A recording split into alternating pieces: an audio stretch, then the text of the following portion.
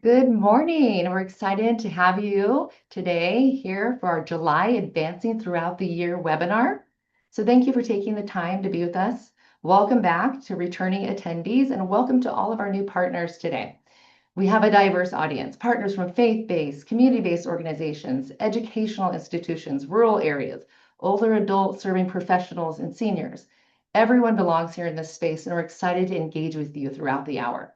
So today, our guest speakers will focus on designing compassionate communities, strengthening care for aging populations, and end-of-life care.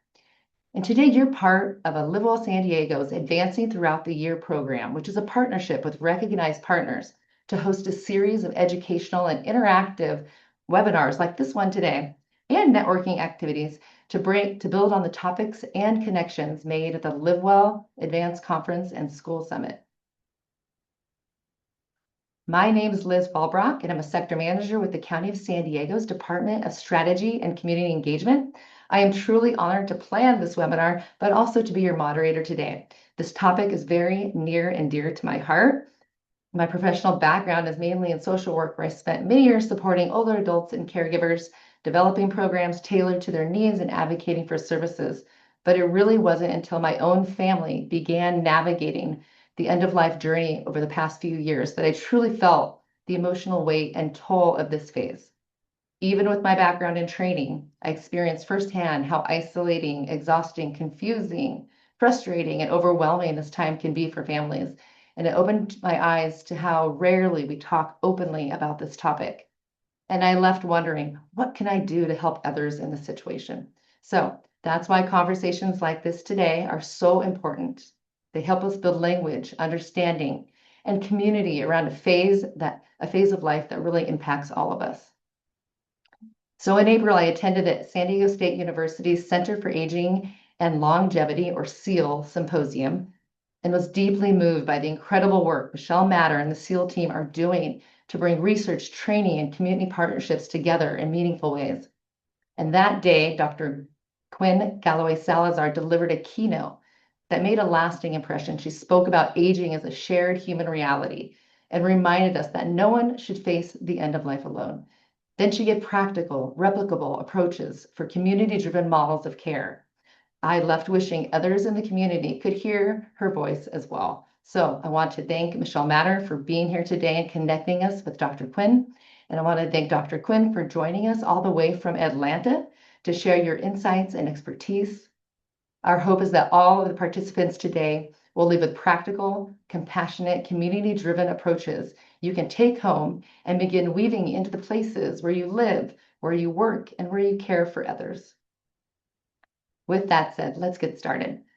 Here's what's on the agenda. We'll start with a presentation by Michelle Matter. We'll learn how they're connecting campus and community to strengthen the aging ecosystem.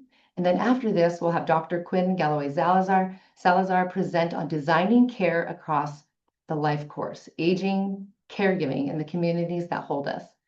Afterwards, we'll have time for a Q&A session. Thank you for those who pre-submitted questions.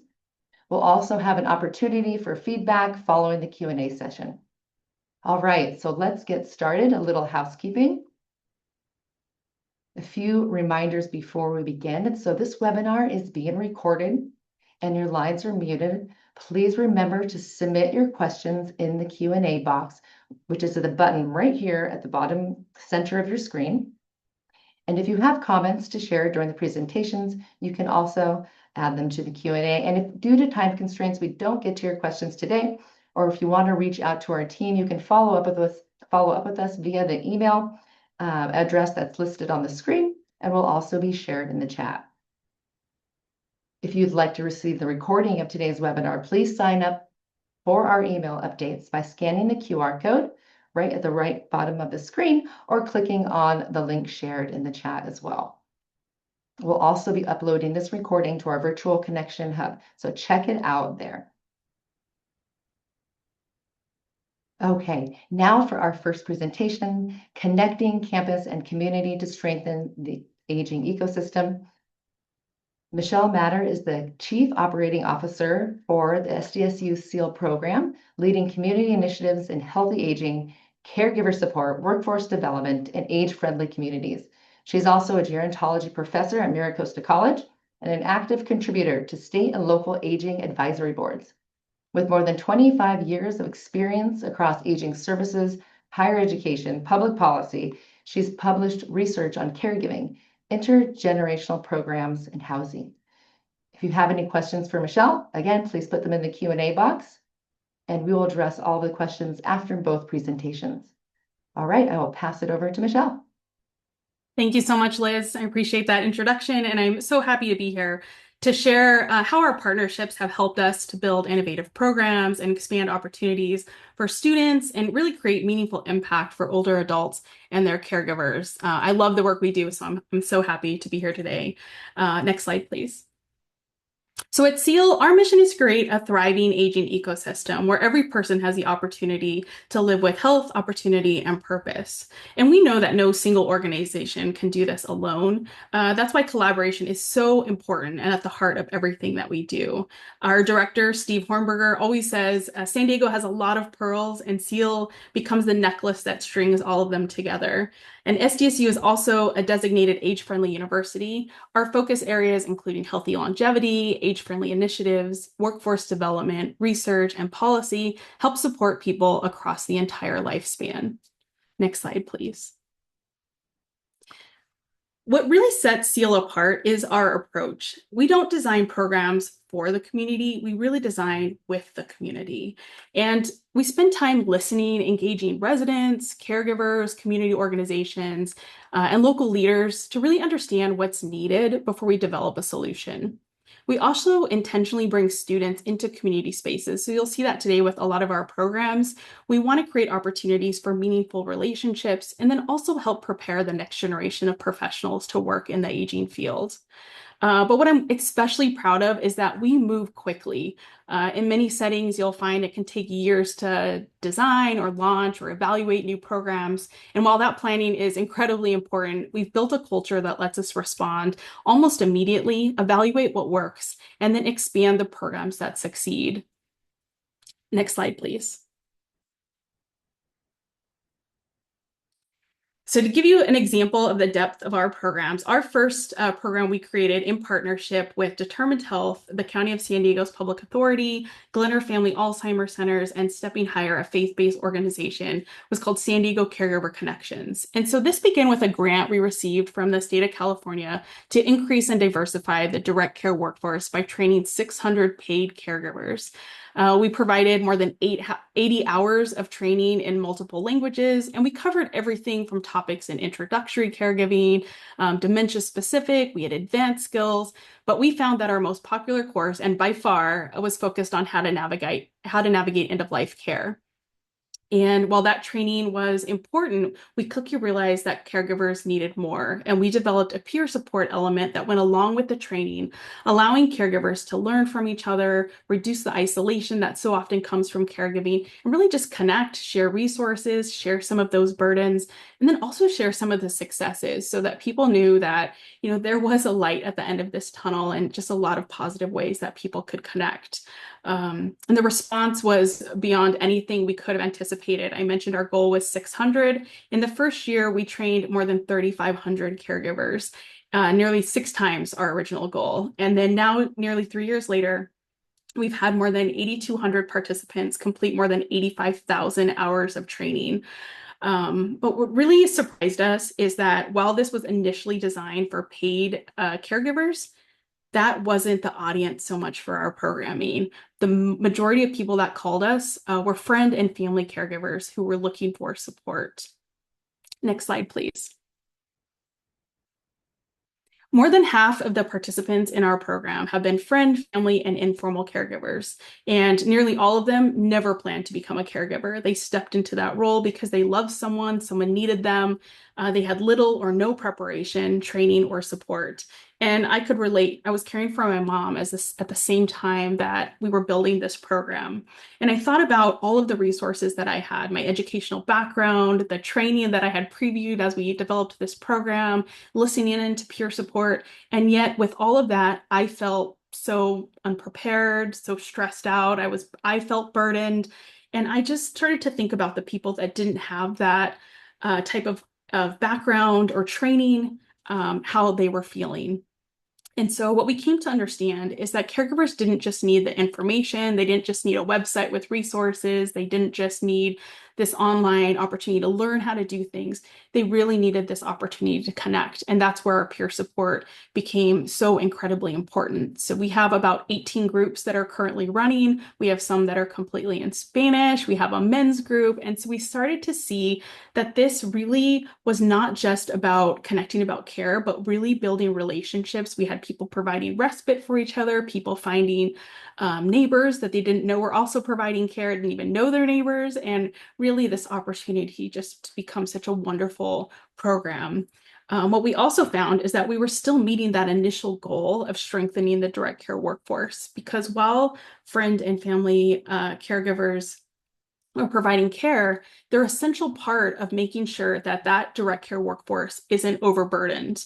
Once they have that knowledge and resource and support, they can continue providing care longer, which really reduces the strain on the direct care workforce. Next slide, please. As our program continued to grow, we expanded our partners and developed a workforce advisory board. We knew that workforce development cannot happen in isolation. And so we wanted to not only prepare the next generation of professionals, but really see what organizations actually needed, the people that were doing the hiring for caregivers.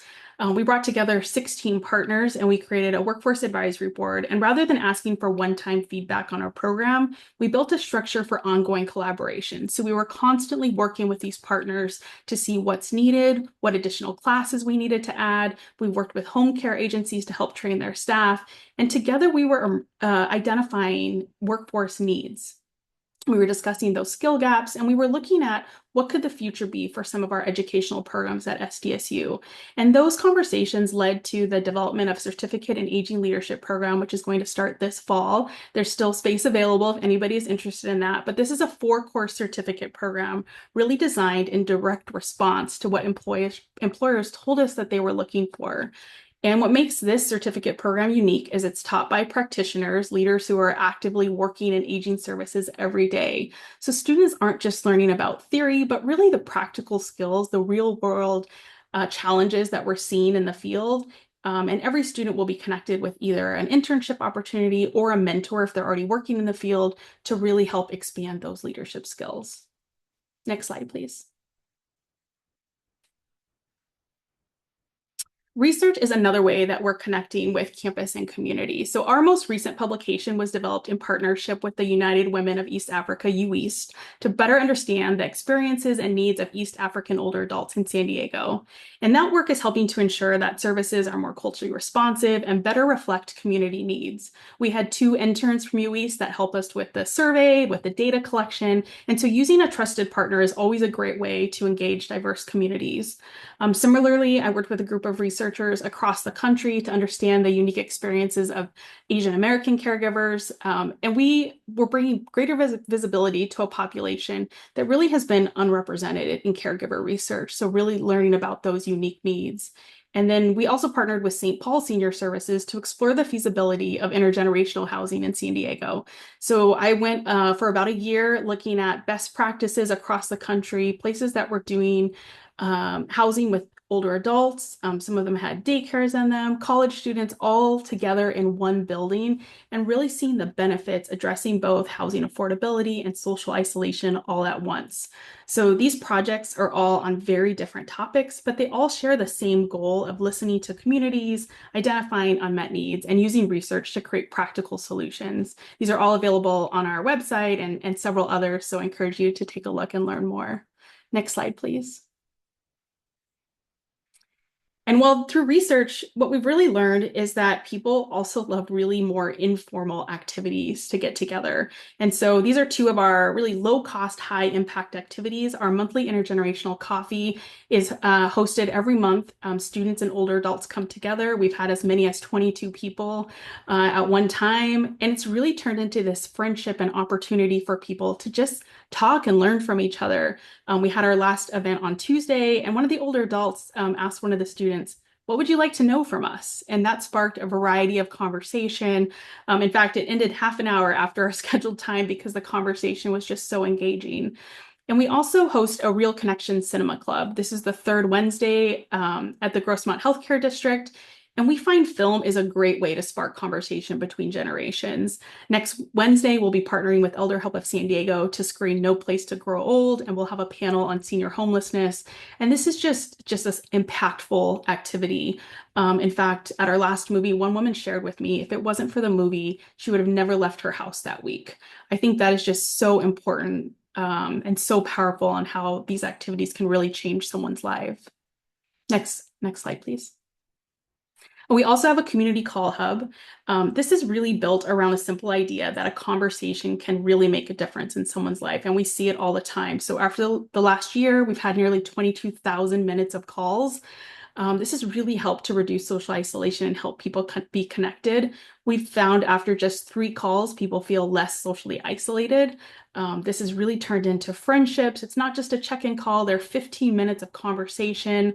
It really started as an intergenerational call hub, students calling older adults. But what we really found is a lot of older adults were saying they want to be part of the program. They didn't need a call, but they wanted to make a call. And so it really showed that, we had older adults calling older adults now, and all of these friendships sparked from this program. Next slide, please. We don't just bring students outside of campus, we also bring resources to campus. What we found is that there are so many student caregivers on campus. Last October, we held our 2nd annual Caregiver Resource Fair. At this event, we actually had a panel with 4 student caregivers. We had many others during the day talk about that they didn't even think of themselves as a caregiver, but they did provide care. So we had a lot of resources from organizations. And what was powerful about this was there were also students that came to talk to some of the organizations at the booths, not because they were a caregiver, but they were interested in potentially working in the aging field. They learned about internships and volunteer opportunities. So we're having another one this October that has been very successful for us. Next slide, please. Beyond caregiving, we also work with municipalities across the state to do age-friendly community work. We help design age-friendly community plans. We do senior services assessments. We really look at what do older adults need and want in their communities to age. And these are 2 examples of some of the focus groups we had in the cities of Encinitas and Oceanside. And in each city that we go to, we do at least 8 groups, 8 meetings to really get a sense of what older adults are feeling, what the gaps are. And then we work with cities not just to deliver a report on that data, but to give actionable solutions on things that they can implement right away. And so this is not something that just sits on a shelf, but really where cities can implement measurable actions immediately to make their communities more age-friendly. Next slide, please. And the final example I'll share, Liz already mentioned this, but it's our SEAL Symposium. So we held our 3rd annual event in April. And just an example of how collaborative this is, Dr. Quinn Galloway Salazar was actually a participant at our 2nd annual symposium. We connected, we shared about all of the work that we were doing, how much collaboration there was, and we invited her to be our keynote for our event in April. And I will tell you, it is probably one of the most impactful keynote presentations we've ever had. Her presentation on end-of-life care really had people talking for weeks after. I kept getting emails how they were so inspired by Dr. Quinn Galloway Salazar. Liz called me about doing a presentation. And so I'm so excited that she's able to come and share part of that presentation with you all today. So I will turn it over to her to give her the majority of this webinar, but after she finishes, I'll share a project that we're continuing to work on together and how you can get more involved with some of our programs at SEAL. I'll turn it over to you, Quinn. How can I come after that? That was pretty awesome. Thank you, thank you, thank you, Elizabeth, Michelle, all of you all in San Diego. Thank you for welcoming this Atlanta girl back into your city virtually. I wish I was there in person. However, here we are. As Michelle mentioned, I have attended the SDSU SEAL symposiums for the last 2 years. And I will say, it is an event that I leave pegged on my calendar to remain free so that when Michelle and her team tells me, hey, these are the dates, I'm coming to San Diego. Because what I have learned from the very first time that I attended was in order for our communities to really create what I like to call as compassionate communities, it takes a diverse audience. It takes all of us with a multitude of voices to come to the table to say we all have something to offer. We all have something to give. Liz mentioned that we have a diverse audience today. When I talk about compassionate communities, this is the piece where I want our academic folks or our researchers to say, okay, this is a model, this is a public health approach that Quinn has focused on to really bring into our community.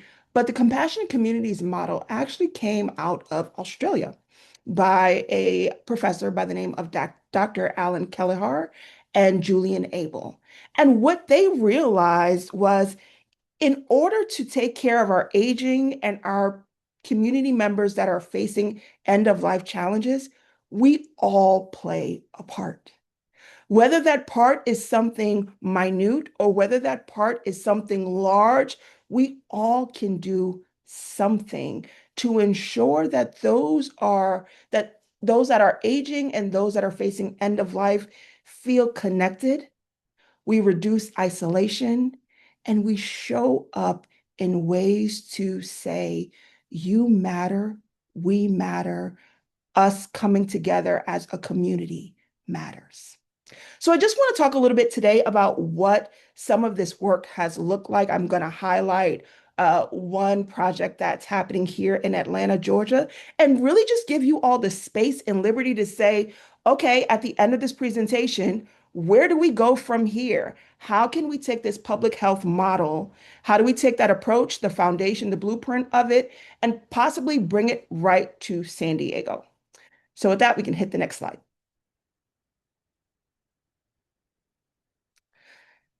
So aging is a shared human reality, and that is real. If we are all fortunate enough to age, we all share this experience.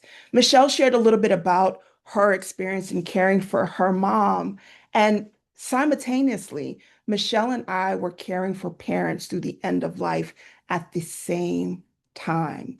This time last year, and I want to bring this in sense of bringing my lived experience and professional experience for you all to see that we all share this. Last year, this time, my dad was in ICU. My dad had a fall and his health just went down extremely fast. Now, mind you, I have been in the space of caring for people for 2 decades. But when it came to my dad, I am a daddy's girl through and through. As Michelle shared, it changed every aspect of what I thought, how I showed up, what I needed, what respite looked like, what burnout, compassion, fatigue, all of the above, what that looked like. That experience changed me, it defined me, and what it also afforded me was an opportunity to feel the space of the millions of caregivers all around the country that may not have the level of expertise or experiences that Michelle and I, or many of you all, share. So really, when we look at this, it's looking at how can we show up for one another? Simple. How can we show up for one another with skills, with talents, and with gifts that maybe we were born with? Maybe we received them through some form of academics, volunteerism, but how do we show up? Next slide. When we look at aging, there's often a stereotype and a stigma that's associated with our aging population. Oftentimes, we look at those that are aging as a burden. How do we ensure that we're not looking at them as a burden? And if you're looking at my slides, you're probably going to feel that there's a huge veteran-centric piece to it, and it is. However, this applies to all populations. It just so happens that the veteran population is the population that's my niche and my specialization. But truly, we have a problem when we are faced with caring for the aging. It is a public health crisis.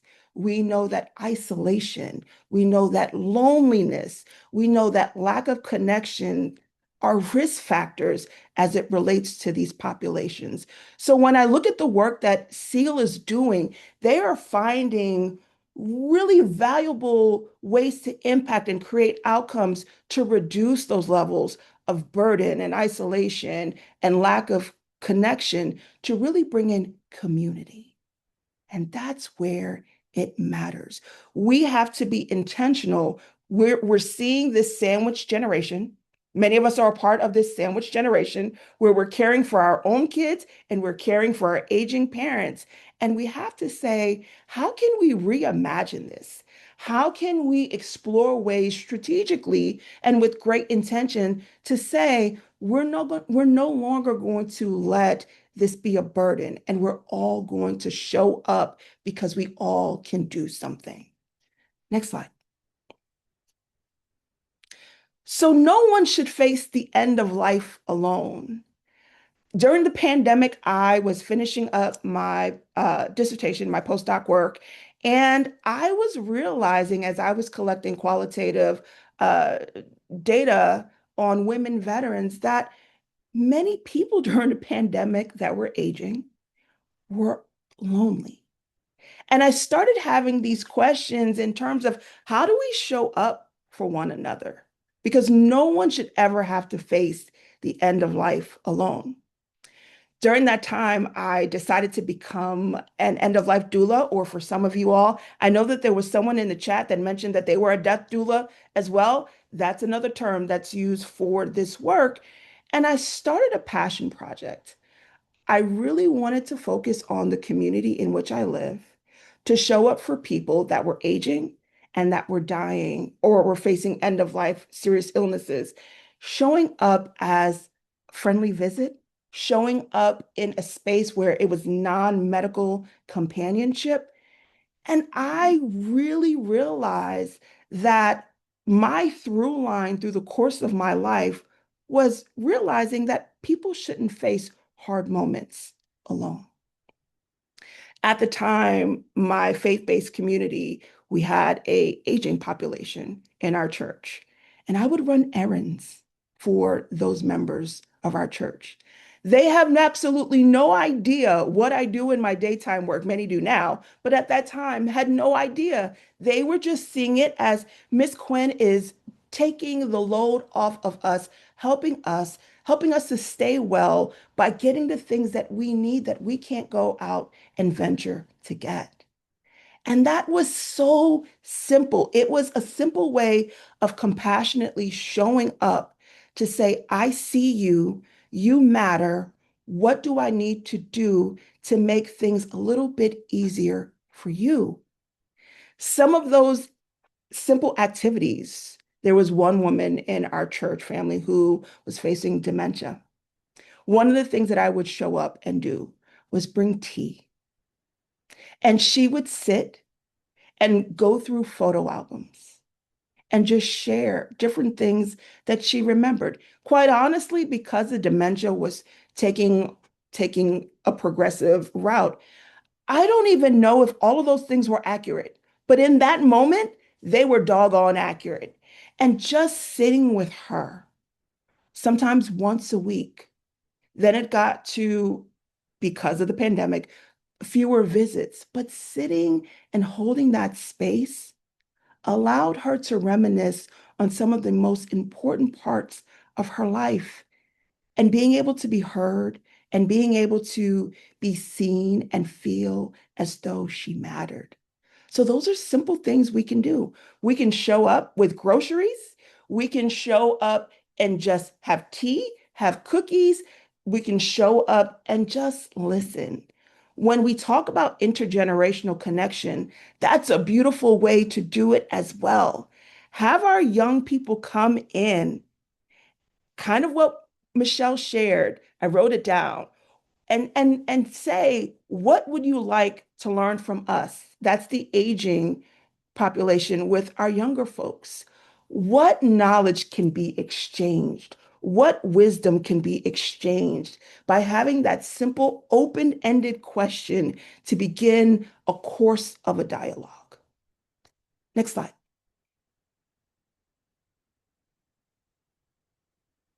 So this didn't start out of the blue. Maybe I thought it did at one point, but it really didn't. When I was in high school, and I like to say circa 1900 because these younger folks today remind me that I was born in the 1900s. And if any of you were born in the 1900s, you know what I mean. We are now of that age where we are in our middle ages. However, when I was in high school, I was a part of a group called the Clown Club. If you have not met me, and many of you have not, I am almost 6 foot tall. And every sports team wanted to get me on their sports team. However, I have 2 left feet, so sports was definitely not an option for me. But the Clown Club was. And being a part of the Clown Club allowed me to go into nursing homes weekly with my fellow clowns, and we would sit with elderly people. We would sit and listen to their stories. We would sit and collect wisdom. We would sit and just hold space with them. And it's amazing when I think about that time in my life, it just felt like I was doing something good. I was probably 14, 15 at most, and it was the most delightful thing at that time of my life.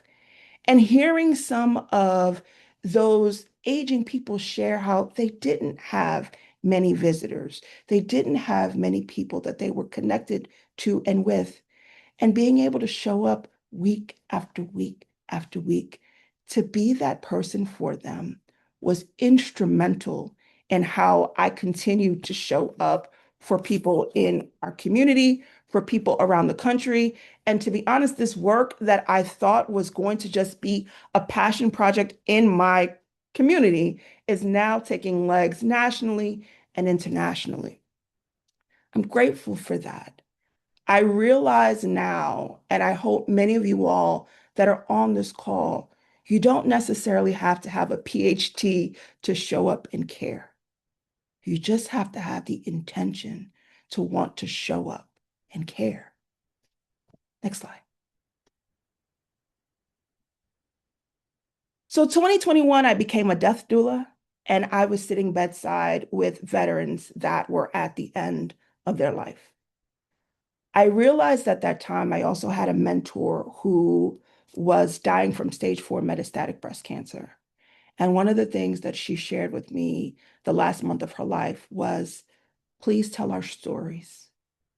Please shape this work.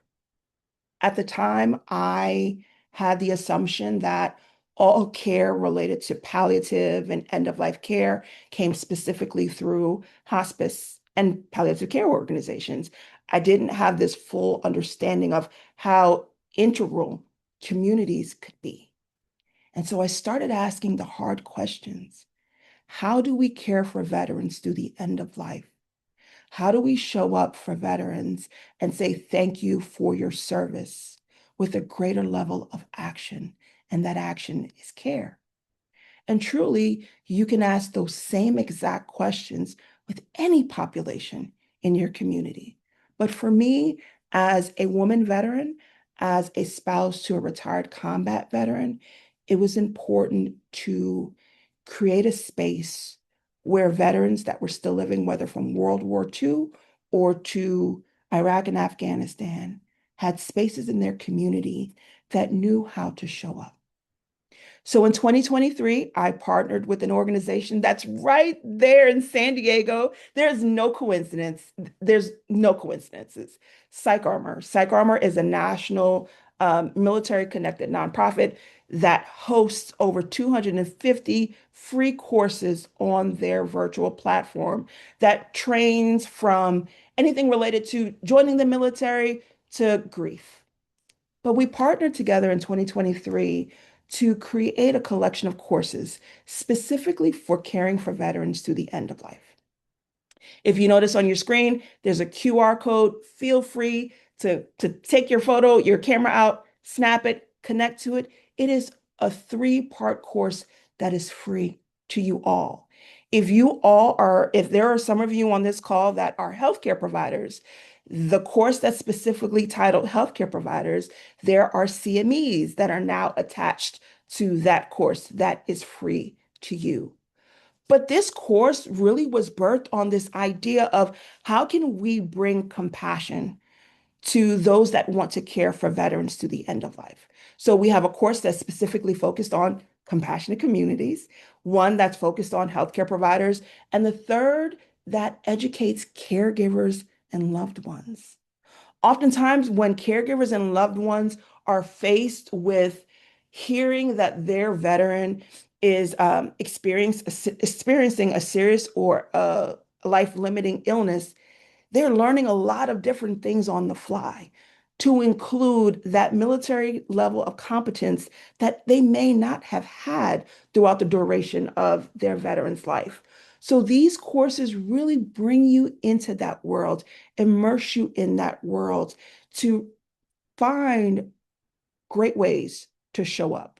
Additionally to those courses, there's a group of advisors that you will meet throughout those courses that are sharing their experiences with you. We have other end-of-life doulas that are there. We have a hospice physician that's there. We have a chaplain that's there, a social worker. So if you're listening, it kind of sounds like a hospice team, but they are all sharing their unique journey and their unique lens in caring for veterans through the end of life. I often say this was a birth. What we birthed out of this course, out of this collection, has been just a magnitude of education for those that are caring for this population. Next slide. So following that training, there were multiple conversations that were happening, and there was one conversation that started happening right here in Atlanta, Georgia. I'd like for you all to meet a gentleman that I never had the distinct pleasure to meet. This is Submarine Mike. Submarine Mike was a very active member of the Johns Creek Veterans Association. That's in Johns Creek, Georgia, right outside of Atlanta. Submarine Mike had an illness and was in a long-term care facility, and his wife was visiting him one evening, and she left to go home. She had been his caregiver for some time. She left to go home to get some rest. Unfortunately, that night that she left, Submarine Mike died, and Submarine Mike died alone. This group, called the Johns Creek Veterans Association, knew that the work that I was doing in Atlanta, and reached out and said, there will never be another veteran in our community that will die on our watch. The 11th Hour Squadron was founded in 2024 by a Vietnam era woman veteran who happened to be a nurse. And she said, I want to stand up the 11th Hour Squadron, where we are caring for veterans within a 20-mile radius of our building. And if we know that the veteran is aging or actively dying, we want to be an extension to that veteran's family, providing them respite care, providing them companionship, providing them non-medical care. And they grew this organization to end up having a benefactor that donates generously to keep this cause going. What's so interesting is I remember the first time that I went out to speak to this group, primarily Vietnam veterans. They all were keen on saying, we want to have a second service. We all want to see what our purpose is now. Now, mind you, many of those members of the 11th Hour Squadron, they served in Vietnam. So they are aging. They are aging, but they're still in the space of wanting to give back and do something in their communities. And that's exactly what they're doing. If I'm not mistaken, about a month ago, I asked for new stats. There are about 50 volunteers in that group that work tremendous shifts in ensuring that they can show up and be an extension. Many of them really look at their work as camaraderie, right? Showing up, listening to the stories. When we think about the veteran population, especially as they come to the end of their lives, we know a few things. Some of them may have regrets. Some of them may have unfinished business that they may have left on the battlefield. Some may have guilt associated to their time in service. Some of them may have shame. Some may have the need for forgiveness, whether that's forgiving someone else or forgiving themselves. And so when I look at this um, group of veterans that are showing up as volunteers, for the veterans that they're caring for, they're giving them so much life at the end of their lives. I want to say 2 weeks, maybe about 3 weeks ago, I was really having, and as many of us do, I was having a really hard week. And I received a text message from Joanne, who is the founder of the 11th Hour Squadron.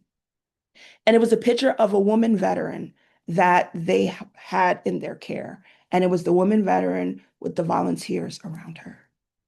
And out of that experience, spurred a group in Georgia that focused on women veterans to say, we now want to stand up an offshoot of the 11th Hour Squadron that specifically focused on the unique needs of women veterans at the end of life. And all it took, everyone, was throwing a pebble in the water. And now I'm beginning to see this ripple effect happen. When we have those moments where we're looking at what are the things that we can do to show up for one another, sometimes that's all that it takes is throwing that pebble in the pond and seeing it stretch out. This has happened here in Atlanta, Georgia. We also have another, it's a variation of the 11th Hour Squadron, but it's a compassionate community in Bend, Oregon. Canada has now picked it up. And as of last week, there is a community in Washington that's picking it up. And these are community members that are saying, I see this vision and I want to apply this model and I want to apply this blueprint to our community to ensure no one dies alone or no one ever feels isolated from their community as they're aging or continuing their life continuum. So at our last SEAL symposium, we began having these conversations. Michelle and her team came to Atlanta, and we were like, how can we do this in San Diego? Right? Like it needs to happen. It's simple. How can we take this work? How can we design it? How can we launch it? How can we evaluate it and make it a thing in San Diego where it can become a blueprint that has an evaluation measure to it that all over the country others can take from and learn and be able to care for one another. Because at the end of the day, I don't care where you sit politically, I don't care where you sit at all.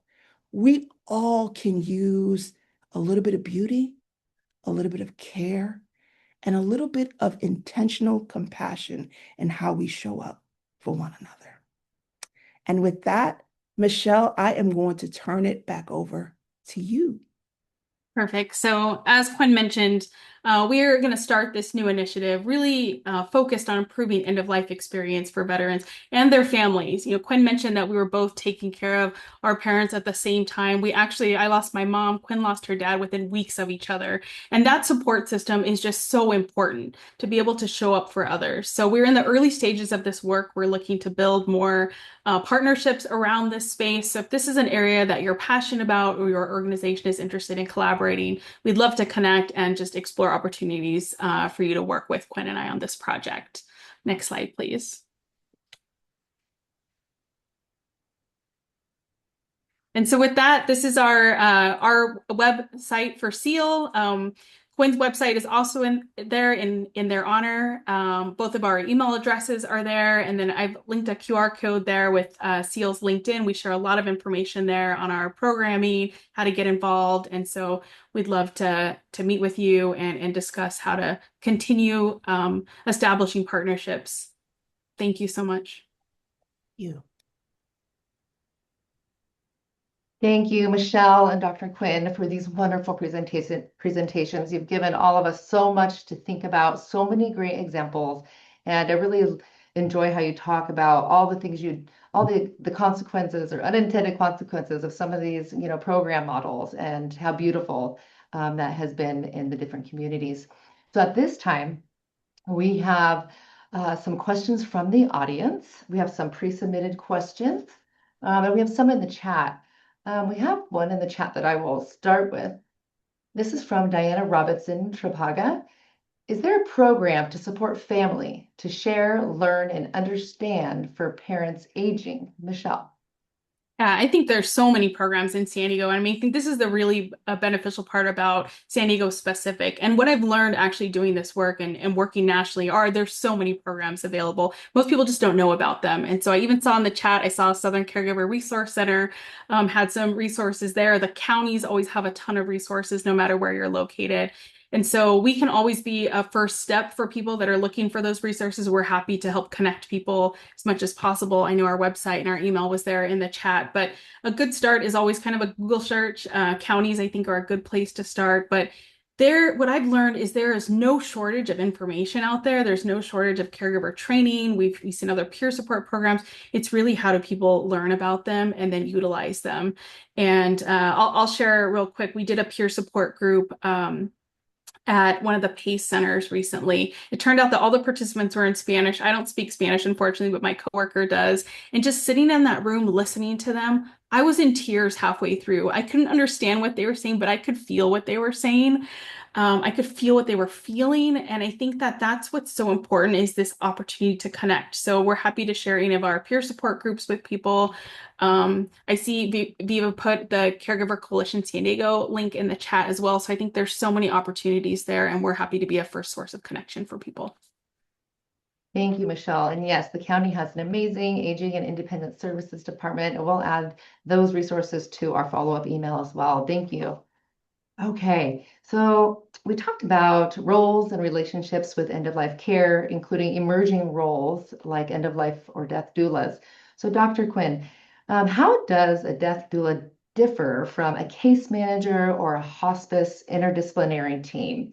And what exactly does the training or certification look like? Yeah. I laughed. There was a recent article that has kind of caused a lot of BuzzFeed about Nicole Kidman becoming a death doula. And I feel like it has it's exploded. This term has exploded.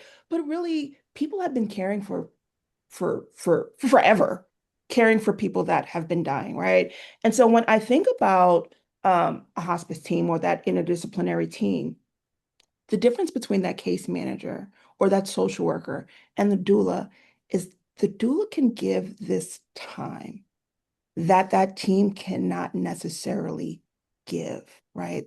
That doula can show up in that non-medical way to talk about what does advanced care planning look like? What does advanced directives look like? What matters to you? Having that conversation, when we look at the hospice team, I'll be honest, oftentimes we're focused so much on what's the matter.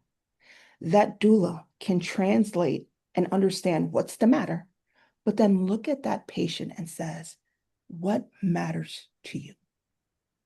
How can we ensure that what matters to you is honored? What matters to you is communicated to your caregiver and your loved ones, and that doula can show up in more times, especially looking at the 11th hour, right, where we know that someone may be actively dying, and show up for that patient and their loved ones. So it's a little bit different when you're looking at that care, that the case manager or the social worker that's really looking for a multitude of different resources, right? Or looking at how can we plug and play and find things to help that patient that's at the end of life, where that doula can sit and have those existential conversations on what matters. Thank you, Dr. Quinn. And you talked a lot, both of you talked a lot about non-traditional partnerships and ones that maybe don't need a lot of funding to start. How would you advise folks that maybe want to start small in their own backyard? I'm just gonna say, Michelle, do you want to jump or you No, want go ahead, go ahead. I'll add on. just do it. When that momentum is there, if you feel those prickles or those tingles or the spidey senses, just do it. When I shared with you all about the group in Johns Creek, there was no funding. There were just a group of volunteers that started off and said, we want to do this. And then the funding came because they were able to say, this is what we're doing. Here's some of the impacts. Here's some of the outcomes that are happening because we're doing it in their city. And I want to say West Point, one of their benefactors is from West Point, was like, wait, this is really, really a great thing to do. So simply, if you're wanting to look at this from a grassroots level, whether it's, other populations or veterans, just do it. Start having the conversation on what does a compassionate community look like in San Diego? One of the things that I shared, and I'm going to ensure that everyone receives it, and I didn't talk about it.